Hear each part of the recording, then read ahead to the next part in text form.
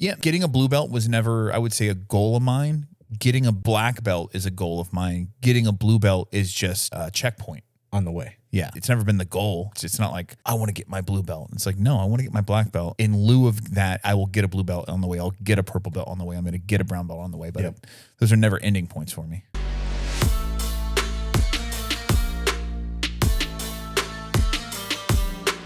Welcome back to the BJJ Balance podcast. My name's Kenny. I'm here with my co-host, Matt. We get this, dear bitches. That's German. I think you fucked that up. Hold on. Nah, listen. We get es dir. Wie geht es dir? We get this, dear. We get this, dear. Wie geht es dir? Bitches.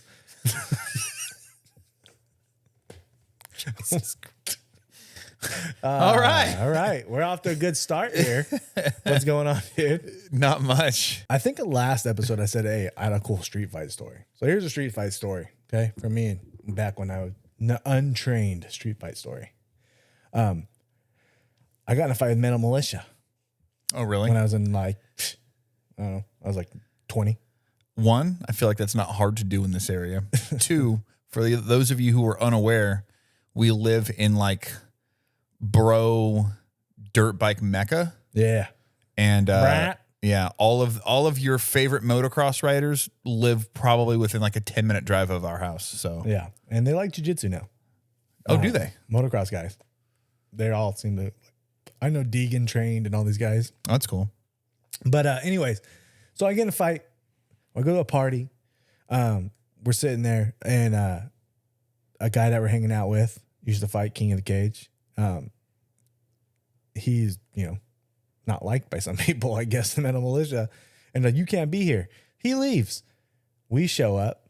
My cousin's been my cousin Nick, he's kicked down a couple brews. So he's like, and he's my cousin Nick, he's all about it. Like, he'll throw hands, so he don't care. And if you know me, I don't drink at all. Never have. Oh, really? Never have. Never had a drop. I thought you were just always drunk. Yeah. Could you imagine if I drank? Oh my God. But no, I never have. So we show up and they're like, hey, do you know, said guy? And my cousin's like, yeah, that's my friend. And I'm like, oh God, Jesus Christ. I was like, well, you can't be here. He left because he was hooking up with this chick that was part of the mental militia crew. And next thing you know, Nick, my cousin's all, well, I got to make sure Henry's out of there. And Henry's another friend of his, I guess. I'm like, right. Fuck Henry, dude. Let's get the fuck out of here. Dude, it's like all these fucking dudes in freaking Famous Stars and Strap shirts want to fight us. Yeah. You know what I mean? Like, and next thing you know, big brawl. I get my first knockout ever. A knockout a guy. Guy was coming at me at the biggest guy I've ever seen in my life.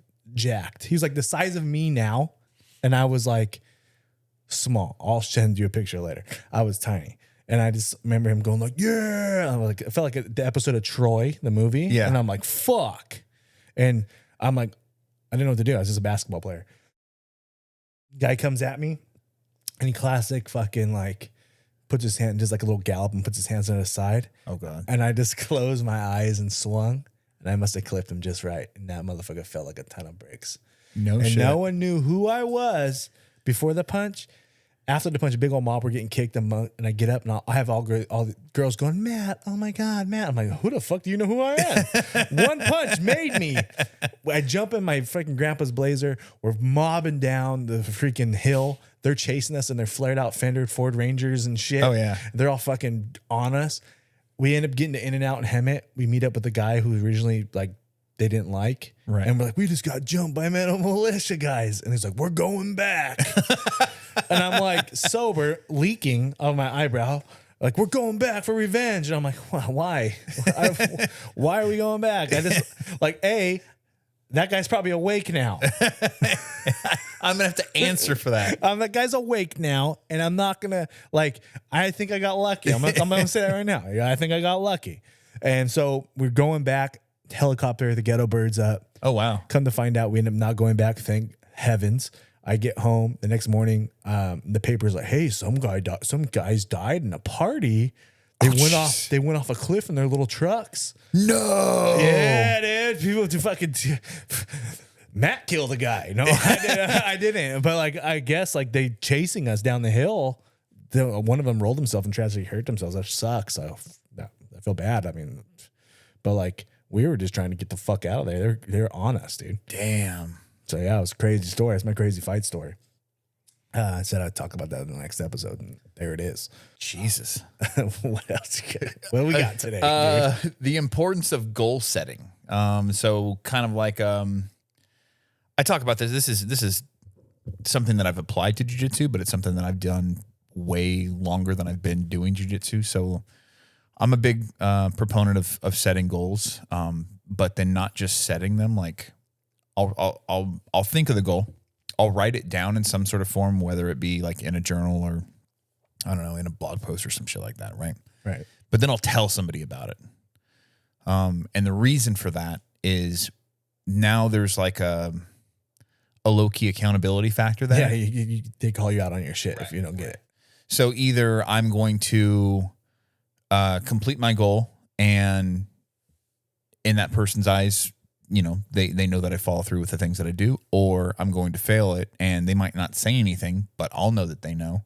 And if I do that a second time, now that person can just write me off as a failure, and I can't have that happen. So it's like I have to do it. You know? Do you think goal setting as a blue belt, like, because a lot of people are like, I'm going to get my blue belt. That's their goal. And you think that since they get it, that's why a lot of them quit? You think they set their goal? Do you think people in jiu-jitsu are setting their goals too low because they feel like the other belts are so far out of reach? Entirely possible. And that's why the quit rate is so high? It's entirely possible. I think a lot of people, there's a false confidence that people have with life in general. I think especially when it comes to fighting. I think way more people think they know how to fight than know how to just fight. gotta close your eyes and throw, dude. Yeah. That's what I did. It worked. I think once you actually kind of test your mettle and realize that maybe you aren't as good of a fighter as you thought you were, that maybe some people's egos just aren't able to accept that. And you know, there's people they'll be humbled, and then that's not enough. I got to go back. I've got to beat that. Or they're humbled and they break, or they're not humbled. They don't like the fact that they should be humbled, and they just never come back because they don't want to experience that failure again. Right. I think it's, yeah, I can see that. I think it's weird that people set their goals so low. Like for me, I'm like, set an unreachable goal. Yeah.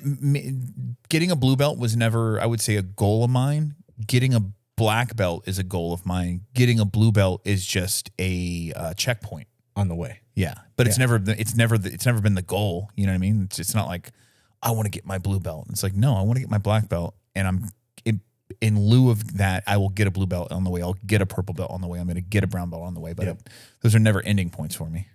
When I started, I said I wanted to be a black belt, and there was no black belts around to even train me. Right. And so like I was learning under a blue belt, like I've said before, and people looked at me like I was crazy. Right. They're like, what? Like, come on, man. Right. Like, you know what? I feel like in a lot of parts of the country, it's probably still like that. Yeah. You're not Brazilian. Like, what, right. What? Right. And I ended up working out where now I was blessed to receive one under my professor. Right. Now, my goal, I want a coral belt. And it might sound crazy right now. Yeah. And I might not get to it. I might not. That's just like an age thing. I'd be like 68, 70 years old. Can you make it? You know, I'm 40. Right. I need 30 more years of training. I want to get it. That's a goal. Yeah. It'd be cool to have it. Right. Am I going to get there? I don't know. Am I even going to live that long? I don't know. But like, why not set your goal that high? I think my goal initially was a black belt. I think my goal now, and again, this is me making it a tangible thing because I've never said this to anybody. I haven't even talked to my wife about it. Now he's a cannibal. You say this right now. Yeah. No. I would like to open a school someday. I'm impressed that you remember which button it was. I would like to retire from my job eventually and open a school someday. So Podcast room in it. yeah. Oh yeah. No, well, I mean, we'll have a full-blown studio at that point. So If you know Kenny and his electronics, this school is going to be the tits, bro. Oh, 100%. You're going to walk in, you have entrance music as you step on the mats. Like, it's going to be like wild times, dude. It's going to be like all black walls, human bones. when and shit. class starts, I will be in the back room. The lights will dim. Oh, yeah. Smoke will come out. Yeah, it's going to be Entrance music. all of it, dude. But yeah, I'd like to open a school someday and be an instructor and coach people and I'd like to produce a champion someday. That'd be cool. That would be a rad thing. That would be a rad thing. That'd be a rad thing. And you can do it. Anybody can do it. Anybody can do anything they want, especially in jiu-jitsu. Jiu-jitsu is upper belts are the most helpful guys. Yeah. You can get to where you want to be. Usually they're the most Yeah. Hey. Some guys are douchebags. What about the black belts that have, been gone to jail for Yeah. We get it. There's shitty people in everything. Yeah, get it. Yeah, Black belts are usually helpful guys. Yeah, Matt's a cool guy, but sometimes leaves the toilet seat up. Yeah, I did before. Okay, I'm sorry. Like we all make mistakes, dude. So yeah, wife, if you're listening someday, I'd like to in Texas open a jiu-jitsu academy and be an instructor there and produce a champion. That would be freaking awesome. Yeah, I think that's a goal of mine. And that's a good goal to have. Yeah. Then why not? Why not set the goal high? I'm getting to the point where I'm starting to like think about retirement. I mean, I'm a long way away from it still, but I'm thinking about retirement. I'm thinking about like I don't think I'm capable of retiring and like having idle hands. I'd probably go get another job if this wasn't a thought in my head. Opening a school or whatnot. I'd probably go get Consistent training. Black belt's 7-8 years away. Yeah. Like you gotta think it's 50 years old. You're in there. Right. Like I've known Jay since he was a purple. Yeah. Like maybe we were purple belts together. And so like, right. We made it. Like he's got his own place. He's doing great. If I like what I do and I make good money doing what I do, but eventually that's going to come to an end where I just, it's a stressful job. You know what's stressful for me in jiu-jitsu? Teaching kids. Yeah. Because it's a different skill set. Because I'm not saying I don't have the patience for kids because I have too. I'm not saying I don't have the patience to teach them. It's just like, how do you teach them? How do you teach somebody from the legit ground up? I think like you have to teach like hip escape. You can't just teach the hip escape. You have to teach them like a game that teaches them hip escape. Yeah. Or you put your toe or like, it's I've had family members be like, oh yeah, my son's got the ups because his uncle's a black belt and or he's gonna be great. And I'm like, how do I start from this little guy? Like, what do I teach him first? Like, right. You know what I mean? So like to me, that's intimidating for me. So when I see guys doing great jobs with kids, I'm like, damn, that's right. I teach an adult all day, especially the way of me. I'm like, smash them, crush them, fucking knee on the belly. Like I'm like, kind of my classes are kind of vulgar. You know what I mean? Like, yeah, fucking smash their souls, fuck them. like, yeah, say that to a 5-year-old. Yeah, you can, but you're not going to have him as a student for very long. You got to talk to him like, okay, a lot of hands, a lot of big talks. Like you're doing great. Like, oh, cuz let me tie your belt. I can barely tie my own belt. And there's a hidden. You want to know a hidden secret that a lot of upper belts have fear of? Tying a lot of people can tie your own belt, but like in promotions, having to tie another person's belt. There's a lot of black belts that have a fear about that. Like this, if you're a black belt. If you're a black belt or an upper belt and you have your own jiu-jitsu school, if you had a little bit of a fear of like tying a kid's belt or tying someone else's belt in front of you, if there was like a little PTSD, if you had to like borrow your wife or your girlfriend and practice like 27 times before you went to the freaking promotions. I can, when my kid's in class and she runs to me, I'll turn her around and tie her belt like I'm tying it on myself. And that's the only way I can do it. You can't do that to a grown ass man. No. Come here, Frank. Could you imagine I get my black belt, Poncho turns me around, fucking go straight prom pose on me and fucking ties it from back? It's not going to happen. It's stressed out. I was like, and I low key still stressed about that. Like if I'm at a promotion, I was like, hey, put his belt on. I'm like, right now, I'm like, oh, fuck. Only reps have been done or on my wife. Yeah. Or like on your significant other. I have not practiced on a human being. That's funny. I've seen some black belts drop to their knees and do it. And I'm like, oh, I don't know. I was like, oh, I don't know. I don't know if I can drop to my knees and tie your belt because I don't think I'm fast enough to get up. I'll be down there for a minute. You know what I mean? So like that's a stress I don't know if I'm ready to deal with. There's an angle of that I don't want people to see. Yeah. Sure, it's down there a long time. Yeah. What are you doing down there, dude? I don't know. So what do we got today? We said setting goals. Yeah. So I think it's important. Like I said, setting goals is very, very important for your training. You got to have a goal base. You can't just like, I just go and whatever happens, happens. Right. Like you're not going to make it. Like I set little goals every week. Like we've talked about, like this week I'm doing this week I'm doing that. Right. Like, and those little goals get you to your main goal. I think you could walk into class without goals and just learn and eventually end up, with some success, right? Possibly. But if you set goals, you'll get there a lot faster. And there's like a certain confidence booster. There was not jiu-jitsu, but there was a point in time in my career where every year I would set like a financial, like I want to be making this much money in my career by next year. I think everybody does that, right? Well, people that are successful do, you know what I mean? And it's like, and I always knock those goals out. And I would set them, you set your goals within a realistic expectation, but still something that you have to work for, that I think there's an art in that. And if you didn't hit your goal, why? You know what I mean? Like where did I falter? Did I make a mistake? Was it just not my time? Things like that. And you kind of reassess and, set another goal for the next year or whatever. But if you are knocking those out consistently, it's a motivator. Like, I mean, New Year's resolutions, that's goals. Yeah. For the year. Oh, I think everybody does this. Oh, I don't do New Year's resolutions. Well, why not? I think everybody has those goals. I'm going to lose this weight. I'm going to do that. Yeah. So that's like they say, you're going to be, there's that saying, you're going to be somewhere in 10 years. Yeah. Why not be a black belt? The role of coaches. So they can have a lot of different roles, but, is it simply teaching technique and helping students develop their game?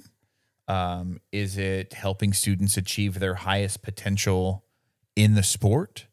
Or is it helping students reach their highest potential in life as jiu-jitsu mirrors life? I think, first of all, a great coach is not just somebody you like respect as just a coach. A great coach can be a friend off and on the mat. Mm-hmm. Like, you know what I mean? Like doing the extra stuff.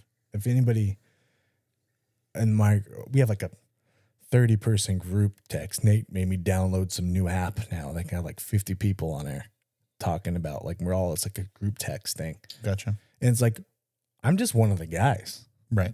Like there's no hierarchy. There is on the mat, but there's no hierarchy in life. So just a good coach doesn't have to be like some mega figure overlooking like, oh my gosh, like, Hickson Gracie is my professor. Like that's cool. But like, do you think Hickson Gracie's like chopping it up with his blue belts?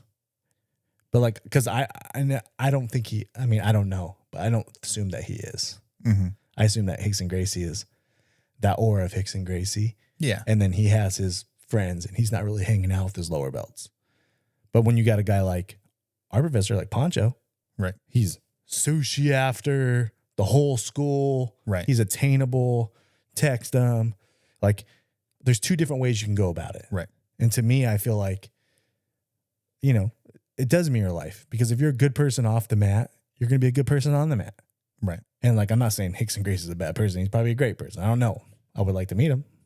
Right. But like, just from me, like he has like almost like an old school, like professional athlete. Like, yeah, LeBron James seems like a nice guy, but we're never going to meet him. Right. Right.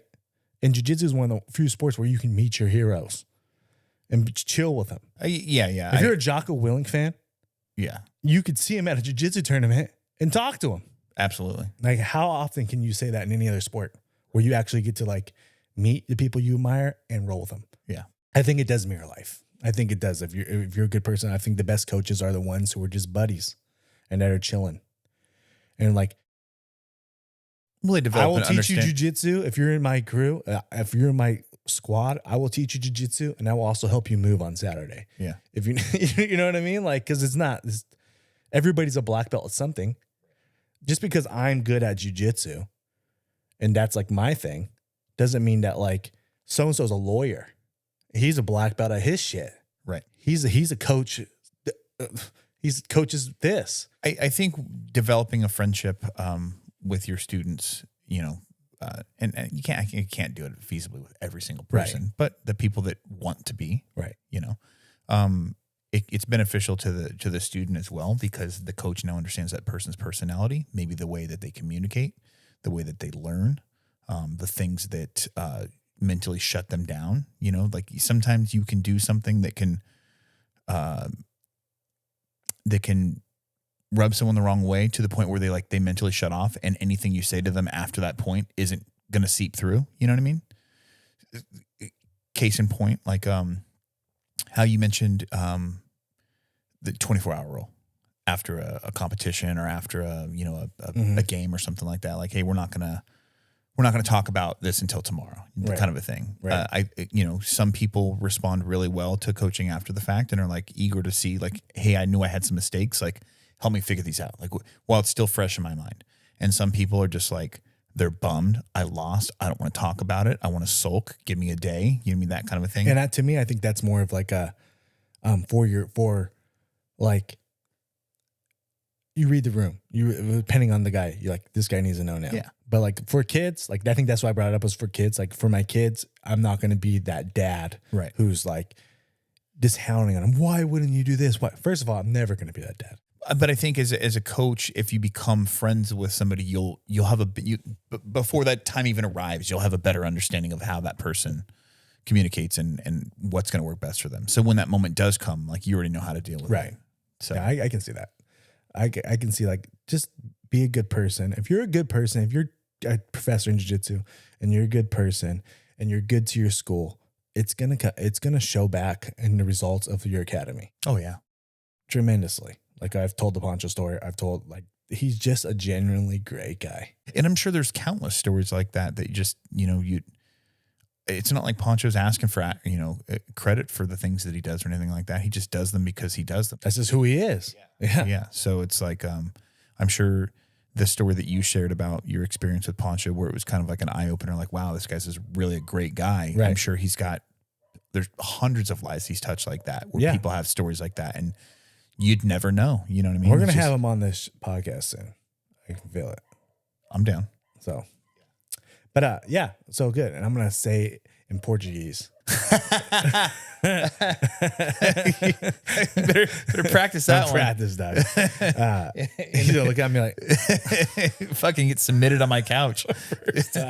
man, he's in fucking shape right now. Those guys are preparing for no gis. Yeah, for Worlds. Yeah, no gi Worlds. These boys are in shape. Yeah. Poncho's like, I'm 255 too. I was like, yeah, your 255 looks a little more firm than mine, dude. Yeah.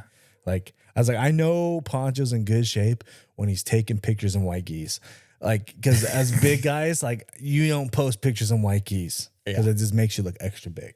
Yeah, he's looking pretty stacked out there. I've seen a couple videos of like JB posted of him, the two of them going together and whatnot, and that's another thing too, is that I respect that he's still competing and getting after it. You know what I mean? He ain't slouching in this. He's taking this very seriously. So anybody that's in his bracket coming up here next week, he'll be deep into the tournament, I'm sure. Yeah. Good luck. Yep. Good luck. What we got? Competition mindset. What do you do to prepare for the day or on the day of competition? First of all, I'm eating light. Yeah. Because I'm not trying to have to shit. That's a fear of mine. It's always in any sport I've ever played. I'm not trying to have bubble guts before I go. Yeah. Because something about putting on a gi, doesn't matter where. I could fucking take a shit at the house and then get to the gym, put my gi on because I'm not driving in my gi. I put my gi on, all of a sudden got shit again. And I don't know what that's a side note. Guy made a video, one of our viewers made a video of him getting in his car wearing a gi and stopped and took it off because he's like, I listened to the pod. We're changing the fucking world. We're changing the game over here at BJJ Balance Podcast. Yeah, good job, dude. Way to fucking change it up a little bit. But yeah, like first of all, making sure I'm eating light. Definitely staying really hydrated. I'm stretching out. I'm rolling out. I'm doing all that kind of stuff before I get there. Mm-hmm. And then my mindset is like you're going, like I said, I roll for the memories. I roll for that's really helped me in my competition. I'm not rolling for that day. I'm rolling for what my grandkids think of me. Yeah. So like I'm rolling for the moments. I'm not rolling for the W's. I'm rolling for like someday, like, dude, look at this photo of fucking grandpa fucking rolling this guy with that guy doing this. Like, they're not gonna know who won the fight. Right. And then I'm having this feeling like when I'm old, I'm like, yeah, it was me. Yeah, I mean, that's why I'm rolling. So that I get that mindset out of the way. I'm trying to win. I want to win. Always. But like that really helped me with my nerves is like just to like change my mindset of why I'm doing it. I've said this before, not on the pod. I think mindset wise, going into a competition, I think people psych themselves out sometimes. Oh yeah. You're not going to learn anything the day of the competition that's going to matter. You know what I mean? As far as like before you go out there, there's no technique that you're going to try to fucking learn that morning or anything like that. When you show up to the competition, the work's done. It's already decided. All you got to do is perform. Exactly. Do what you know. Don't try new fancy shit. Do what you know works. Avoid the areas that you know you struggle in, but be aware of them. You know, be self-conscious of the traps, you know, that you know you can get caught in and things like that. And go out there and enjoy it. Cause it's play your game. Yeah. Like Matt mentioned this in the last episode, cause there was a competition that just passed and he was coaching it and whatnot. If you could bottle the feeling of competition, and experience that more than just in a comp, like there's I don't want to say a vibe because I fucking hate that. It's like word, you almost feel alive. Yeah. It's like there's a little bit of like, I'm going to fucking battle. the nerves in the bullpen. Yeah. You're not thinking about paying that bill. You're not thinking about like, it's just it's like you were literally just, I don't know, man. And it's an uncomfortable feeling, but it's also a great feeling. And I what's wild too is when you're at a competition and you're watching and you see, let's say a world league or a big IBJJF and you see 20 mats, right? And it looks massive. And then you get in the bullpen and you walk to your mat for your comp. It seems so small. Yeah. And it's like the only people that are there is the guy in the mat, the ref, both your coaches. And that's really all you can kind of focus on. And even that's hard to focus on. You know what I mean? It's just like, are you going to be able to hear your coach? Maybe not. Dude. Yeah. Yeah. My first match, we were closer to his coach and he had me in guard, but not like, it was kind of sloppy. So I picked him up and I turned him away from his coach to where my back is facing his coach so I could block his coach's voice. And then I started to scoot him towards the center of the mat to get him further away from his coach. So it'd be harder for him to hear. Yeah. Yesterday, or no, breaking news, 2 podcasts in one day. Yesterday at the tournament. Yesterday at the tournament. Okay. I like that. Yesterday at the tournament, we're sitting there with, it's an overtime. And when the guys is like, I look over and I see the coach going like knee tap right away. And I'm like, hey, be careful for the knee tap.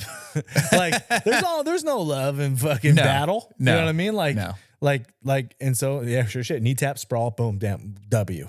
Like I don't give a fuck. Yeah. Like my guys are all that matter to me. So so it's the same thing. And like you said earlier, there's nothing you're going to learn the day of. So here's a little strategy. If you have competing on a Saturday, you should not be doing any more crazy rolling past Wednesday. Yeah. Because there's nothing you're going to learn on Thursday and Friday that's going to drastically help your game on Saturday. Maybe just drill. Maybe you come in, do the technique, watch the class, fine, stay loose, fine. But why are we going to risk a popped rib or a tweaked back on a Thursday, Friday when you're competing on Saturday. And you've got your team in the gym, you know what I mean? Like your group of boys that are just like, grab one of them, be like, hey, I'm competing Saturday. I really want to drill this, this arm bar variation or, whatever it is that you're trying to work on. I really want to drill, passing guard, and see if they'll just go in a corner with you during live rolls and just fucking, if they'll be your dummy and you just drill that fucking thing over and over and over. You just get your reps in, not hard. Just, have it like, hey, put up a little bit don't give me your guard to pass, you know what I mean? But like, make me work for it, but don't try to sweep me or beat my ass either. Yeah. You know what I mean? Like, and just drill the basics. You know what I mean? Like, I think there's not enough emphasis on drilling, Right. In a lot of, schools. One of my boy Brandon's like, dude, I feel like you get so much better if you just drill. And I was like, but if classes are an hour, if there was a class Wednesdays, Right. 7 and 8, drilling only. Dude, no one's going to be No there. one's going to be in that fucking class, dude. Yeah. So you can't do that. People come to roll. So that's why you need to find yourself a buddy who wants to maybe drill with you at open mat or wants to come over to your house. Like, let's just drill. We're not going to roll. It's just drill. Right. Like that, you need to have that extra person. You need to have a wife that's willing to just get subbed by you a bunch so you can practice your shit. I was watching a Mikey Musumeci interview, and he was talking about that, how he'll literally drill for, fucking like 1,000 times a fucking move over and over and over again until it's just like the technique and the muscle memory is just there. So it's just like when it's time to use it, He has it. Yeah. He's like a switchblade. He's got a lot of different knives. You know what I mean? So, I feel like that's drilling is important, but like you gotta no one would come to that class. No, I got you. Yeah, and that's what I'm saying. Like, get your boy. You can't do it all the time because then he won't be your boy anymore. But Right. And the one thing that I will say that I'm kind of, so we've got the Jiu-Jitsu World League tournament next weekend. Mm-hmm. I'm not competing in or anything like that, but I know that my gym, there's a lot of people competing. So I am going on into this next week with the goal of making sure that I'm giving them the work that they need. So anybody that needs, if you're competing, you're blue belt or you're white belt, and you want to get some rolls in, competition style rolls, like I'm there for you. I'm here to help you work because I know that you need it, Right. and I want to be the best teammate I can. So I'm going to make sure that I show up this week for them, Right. for my team. What are your thoughts on using social media to scout your opponents? I tried doing it. When I got my bracket for my last tournament, I could only find one guy. I found two of them, but one of them had a hidden profile, and the other one, it's guy beat. So I didn't learn anything from his page. I just like, oh, he's from Carlson Gracie. It's a win. Sometimes like, no, I don't want to look at their shit. I just want to do my game, because then what are we doing? We're doing what we talked about in the last episode. It was like, we're respecting. Yeah. You're going in because what if you see some crazy shit and you're like, oh fuck. Yeah, don't psych yourself out. Because then you're not being yourself on the mat. But also realize that nobody's posting their fucking shit on social media. This is their highlight role. Right. You know what I mean? So Right. Yeah, what you're looking at is the best of their. I do it all. I do it also. Fortunately enough that I, have a little bit of a following, so I just follow them back, and then I can see everybody's shit. So. You know what I mean? Like, you thought OSNC was a meme account. That's a front for Matt's competition. So like I can like, oh yeah, or like if I have buddies like, oh yeah, this guy, but his stuff's blocked, and I'll be like, oh, like he follows me. I'll like, Yeah. boop, boop, and I'll freaking. Sorry guys. He's like, why'd you unfollow me the day after the comp? Oops. But like no, like I got what I needed. But like So basically, if you've got an opponent and then you notice that they follow Matt, hit Matt up. He's charging his premium fee. my premium fee. We just got your premium Oh my content. God, I can get you clips of your opponent, dude. There it is. $4 a month. He's an index of competition. But like a lot of times, if you guys want to find their Instagrams and stuff are blocked, in all honestly, you're not going to be able to find a lot, and you're only going to see the highlights you said. But if you want to see the truth of them, A lot of times, Jiu-Jitsu World Leagues, they have videos of people's matches on their stuff. Oh, that's right. Yep. So you can see if they've lost, how they lost. Yeah. Sometimes you can learn a lot about how the guy lost. You'll learn a lot more than about his highlights of him hitting the one takedown. Yep. And his story. I forgot Jiu-Jitsu World League does post all of your matches to your profile. And so does like Grappling X has them too. Oh, that's dope. And then Flow Grappling. If you have a Flow Grappling account, you can do that. Which you don't pay for Flow Grappling because they're going to charge you $120 up front for the year. Pay for Flow Cheerleading. I have Flow Bowling. Flow Bowling. Yeah. It's like the $32 down, and then you get everything else. Yeah. That's a little hack. Don't just get caught up in that $132 down. Yeah. Yeah. No, they try to scam you that way. Question time. Ronzilla Grappling. Ron, kill the guy. What do you think of gyms that promote based on time served versus skilled promotions? I think we've talked about this before, but I think, it depends on if you're a competition guy or if you're just a guy who's in the class. Right. I do think all belts need to be the belts that they are. I don't think that you should be given a guy a purple belt who's clearly not a purple belt. But I mean, well, doesn't IBJJF also have like a minimum time 2 years? Yeah, requirement for a lot of the stuff. Yeah, but so these guys aren't competing, right? Right. If you got to be, jiu-jitsu is also a business. Right. If the guy's paying his money, he's paying his monthly, he's been in for 2 years, he's come in the class, maybe he is. Like a blue belt, like I said, a belt can be given to somebody because the professor wants to motivate them to come back or to be more into class. Yeah. I've seen belts be given to guys because they're like, I felt like he was not motivated anymore. He was, 4-stripe white or 3-stripe white, and he wasn't coming to class anymore. He was like sporadic, once, twice a month. I give him a blue belt, new fire. He's going boom, boom, boom, boom, boom, boom, boom. So sometimes you can get a belt and it doesn't mean the professor, maybe you're not that belt. Maybe that belt's a little heavy. Maybe you're not technically that blue belt yet, but that blue belt, now you're training more and it lit that new fire in your game. Yeah. And I think you can't, I don't know. With all my blue belt knowledge here, I feel like my mindset is, if I feel like, as a student, do I feel like I deserve whatever the next belt is? So my next belt would be purple. Can I beat any purples? Yeah. And if I can't, well, then I'm definitely not purple belt level. Do I have to beat all the purples? Well, no, because there might be a world champion purple in there that I just can't beat, and he's beaten most of the There's people. a purple belt that's close to brown belt. Right. Right. So that's kind of my litmus test is if the majority of the belts in my gym, and I know that I come from a good lineage and I come from a good instructor and he comes from a great instructor, and it's, I know my professor doesn't just give belts. He makes you earn it, but he also, I've had conversations with him before, and he's mentioned that it's not just how you perform, but it's how you kind of balance your life as well. Are you a family man? Do you ignore your family all the time and just come to class all the time, or are you finding time to train while still being a good dad, a good husband, things like that. So he kind of looks at the whole picture just to see like how. What are you representing him off the mat also? Right. If you're like, I'm a purple belt, but I'm getting bar fights every weekend. Right. Yeah.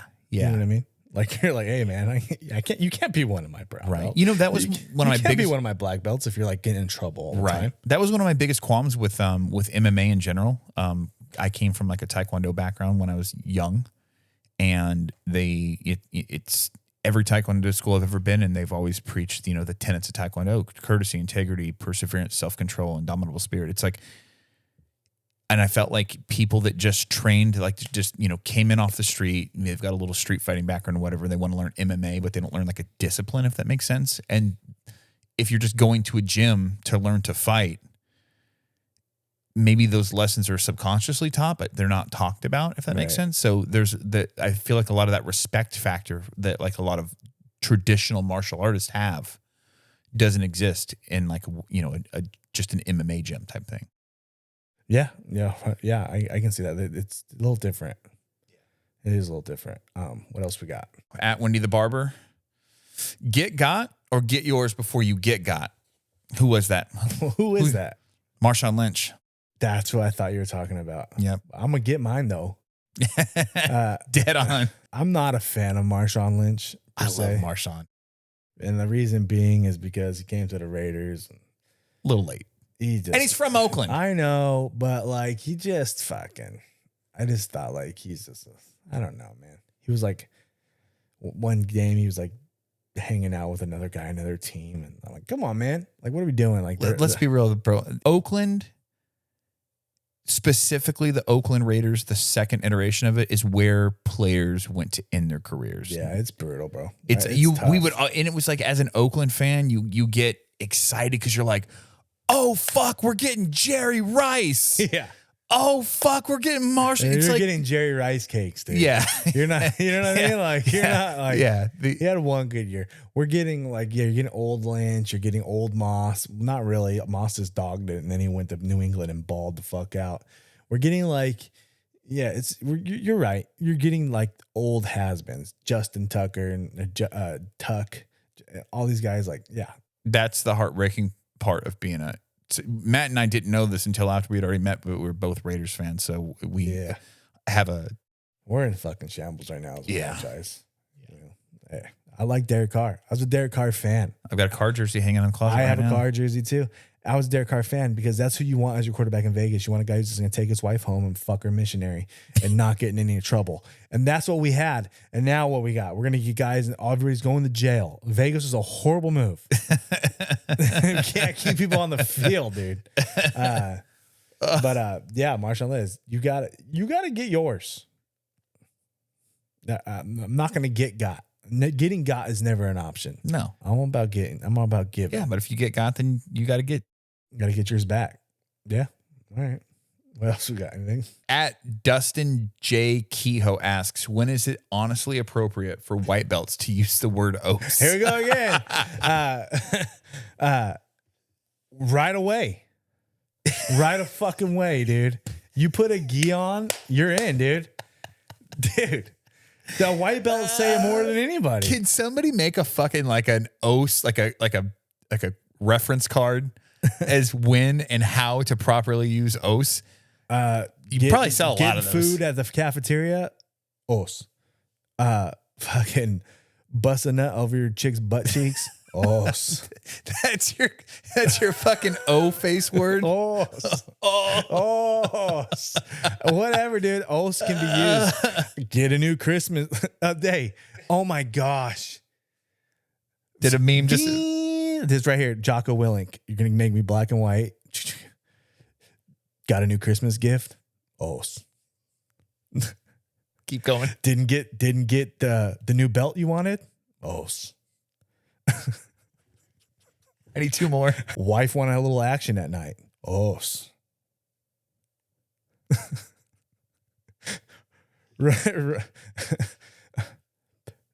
Beat an upper belt for the first time, but he said that he coached you during the roll. Os. There you go. There's a new thing. We're gonna done. Yeah, use the word os. Whatever. Fuck it. Whatever, man. That's the new word. We're using it here. Os Nation says use it whenever you want. Tag me. Use it and just tag me. Say, hey, I said os to my fucking grandpa yesterday and he looked at me like I was crazy. I don't care. Just use it. You on drugs, boy? What the hell? You still doing that pajama dancing? PB Savior asks, is a pyramid made of roofs or of walls? You guys hurt my fucking brains with these questions sometimes. There's walls because there's sides, right? I'm going to say roofs, and that's because I know that pyramids go underground. You know, see, to me, I've seen these things where like, how far underground do pyramids go? Yeah. Like super far? Is that like? So the walls are under the ground and the roofs are just poking out. Do you believe that? I believe that. 100%. You think it goes like miles deep, and that's I don't know how deep. Do you think that's where the aliens come from? Do you think they come from the middle of the earth rather than space? Oh, if you want me to go full blown, we're going Eddie Bravo. I'm tagging you in this, Eddie Bravo. Yeah, let's talk about the Anunnaki. Yeah. My wife sent me this video, breaking it all down the other day. Because her and I like to. You guys are deep into the alien stuff. It's fun. I don't believe in aliens, but I want to. You know what I My mean? Republican side of my family is deep into the illegal alien stuff. So the story goes, there's a planet that orbits the sun as well, planet Nibiru, but it doesn't orbit in a circle. It orbits in an oval, and it comes around Earth every 4,000 years. That's how long it takes it to orbit, right? And there are the people that inhabit this planet look human-ish, and they had like a slave class, and their resources that they need the most is gold. And this is why you see a lot of gold in like Egyptian, ancient Egyptian artifacts and stuff. So they came down to Earth with their slave class to mine gold, and the slave class rose up against them. So they basically killed the slave class, and then they needed to make a new slave class. So the Anunnaki mated with primates on Earth and created humans to be the new slave class to mine gold for them. And then a great flood happened, just like the one in the Bible. Noah wiped out everything. But the Anunnaki placed few people that they could trust on boats with animals and whatnot. So apparently there's more than one Noah, if that makes sense. And then those people repopulated the planet, but the flood would last like 4 days and whatnot. But the whole point 40 is 40 days, 40 nights. Yeah. The Bible. The Anunnaki are essentially what created humans, and we are of the Anunnaki and of primates. And they come around every how many years? 4,000 years. And it's been 3,000. It's been over 4,000 years. Yeah. Why does it every time? I'm gonna send you the video. Every time there's a tragedy or something like that, it's like, and it's the mega volcano could go any minute. It comes every 800 years, and it's already been 850. So it could go. So we're on borrowed time. Why can't it ever not be borrowed time? Yeah. Why can't it ever be like? So we got a minimum of 1,500 years to go, and be like, cool, we got some time. We got some time. I'm fine. I can go to fucking Starbucks and get a fucking Aldi and fucking buy a little dish, you know. But no, it's always like tomorrow could be the day. Yeah. You know, I hate that shit. The only one that never was like that was, the sun's got 5,000 years left. You got to be careful. Yeah. I'm like, oh, we're good. Fuck that. Yeah. Fuck my great grandkids. I saw something the other day when it was talking about how in 100 years, like everything, like any memory you have right now, or like whatever you're trying to establish, like won't matter. Other people are going to live in your house. Yeah, I saw that too. And that shit pissed me off. Yeah. I'm like, fuck, like that's really puts it into perspective. You know what I mean? Like this house will outlive us. Yeah. Like this camera could be around and just chilling, and we're just not here. Yeah. But it will be. Will be, and it'll be great quality, because that's what the BJJ Balance podcast brings you. You got any more? Or is that it? No, that's it, man. So, all right, man. Well, I want to say to everybody, thanks again for all the support. Follow us on Instagram. Follow us, the BJJ Balance podcast on Instagram. Follow me at Oast Nation, BJJ on Instagram. Follow Kenny the Freak Party on Instagram. Pandora, Spotify, Amazon, YouTube. We're working on Spotify. We appreciate everybody. Got some guests coming up in the future. Some exciting stuff happening. Thank you guys. And you think what I'm thinking, partner? Aim for the bushes. Aim for the fucking bushes. Os.